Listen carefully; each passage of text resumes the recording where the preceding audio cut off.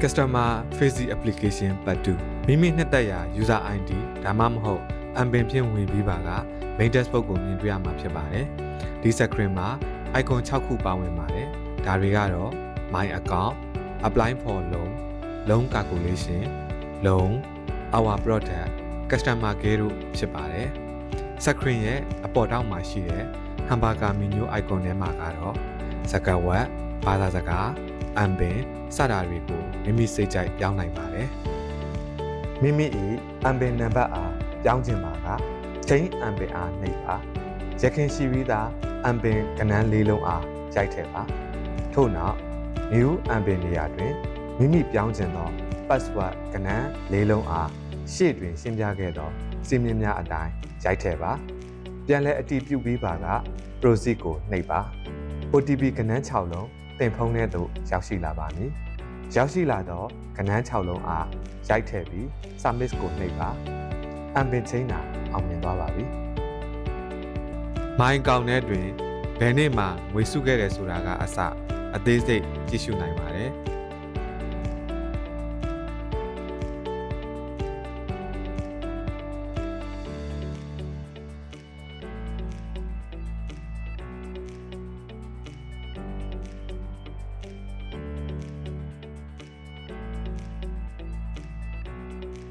download လုပ်ရန်ကိုနှိပ်၍ကြည့်ရှုနိုင်ပါတယ်။စုငွေအကောက်အသစ်ဖွင့်ရန်လျှောက်ထားခြင်းကိုနှိပ်၍အကောက်အသစ်ဖွင့်လျှောက်ထားနိုင်ပါတယ်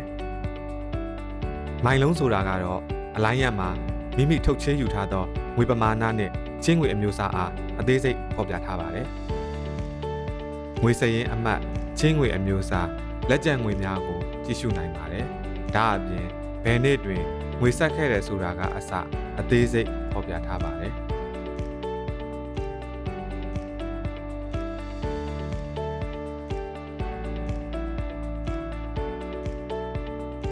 လုံး calculator icon မှာကတော့အသင်းဝင်အနေဖြင့်မိမိလျှောက်ထားလိုသောချင်းငွေ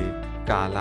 အတိုးနှုန်းတို့ဖြင့်တစ်လညီမျှပြန်လည်ပေးဆက်ရမည်ကိုချိန်ညှိရန်အတွက်ပြုလုပ်ထားခြင်းဖြစ်ပါတယ်။ဥပမာပမာဏနေရာတွင်မိမိထုတ်ချေလိုသောငွေပမာဏကိုရိုက်ပါ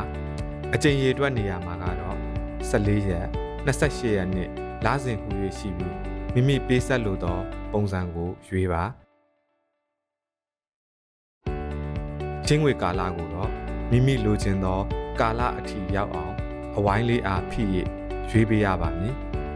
အတိုးနှုန်းကတော့28ရာခိုင်နှုန်းဖြစ်ပါတယ်ဒါတွေရွေးပြီးပါက Proceed ကိုနှိပ်ပါ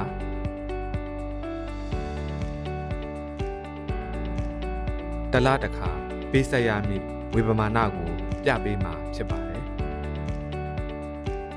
Our Product icon ကတော့အလိုင်းရဲ့ထုတ်ကုန်အကြောင်းတွေကိုအသေးစိတ်ဖော်ပြထားပေးပါတယ်။အဓိကထုတ်ကုန်ကတော့ချင်းငွေနဲ့စုငွေဖြစ်ပါတယ်။အုပ်စုဖွဲ့၍ချေးယူရတဲ့ချင်းငွေမျိုးစားများဖြစ်တဲ့ရွှေသီးနှံဒို့တောင်သူမဟာမိတ်ဆိုတဲ့ချင်းငွေအကြောင်းနဲ့တဦးတည်းထုတ်လို့ရတဲ့ချင်းငွေမျိုးစားဖြစ်တဲ့ရွှေအားမှန်ရွှေရောင်အနာကရွှေသီးနှံချင်းငွေအကြောင်းများကိုအမျိုးအစားအလိုက်အသေးစိတ်ဖော်ပြထားပါတယ်။စုငွေဝန်ဆောင်မှုအပိုင်းကတော့စပြေစုငွေစပယ်စုငွေနဲ့ဗရောက်စုငွေများကတော့စိတ်ကြိုက်စုငွေအမျိုးအစားဖြစ်ပြီးဂန်းကော်စုငွေကတော့မဖြစ်မနေစုရမယ့်စုငွေအမျိုးအစားဖြစ်ပါတယ်။မိမိစိတ်ဝင်စားသောစုငွေအမျိုးအစားကိုဝင်ရောက်ဖတ်ရှုနိုင်ပါတယ်။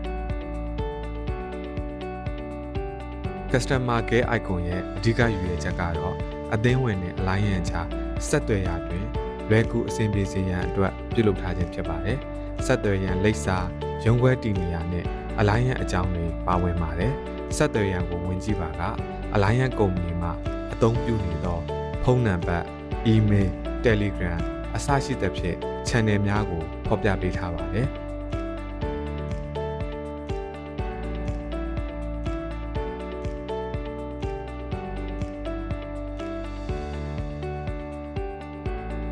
စောင်းပုံလေးအားနှိပ်လိုက်ပါက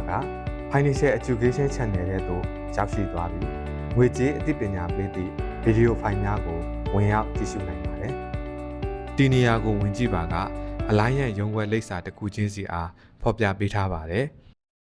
။မြေပုံထဲမှာကတော့ရုံးခွဲတိုင်း၏လမ်းညွှန်မြေပုံများထည့်ပေးထားပါတယ်။မိမိစိတ်ကြိုက် ပြည်နယ်မြို့နယ်ရုံးခွဲတစ်ခုခုကိုရွေးချယ်၍ကြည့်ရှုနိုင်ပါတယ်။ profile အပိုင်းမှာကတော့မိမိ၏ပုံများကိုစိတ်ကြိုက်ပြောင်းလဲပြီးမိမိ၏ကိုယ်ရေးချက်လက်များကိုအသေးစိတ်ဝင်ရောက်ကြည့်ရှုနိုင်မှာဖြစ်ပါတယ်။ဒီဗီဒီယိုလေးကိုကြည့်ပြီးတော့ CFA အသုံးပြုရာတွင်အဆင်ပြေကြမယ်လို့မျှော်လင့်မိပါတယ်။အားလုံးကိုကျေးဇူးတင်ပါတယ်။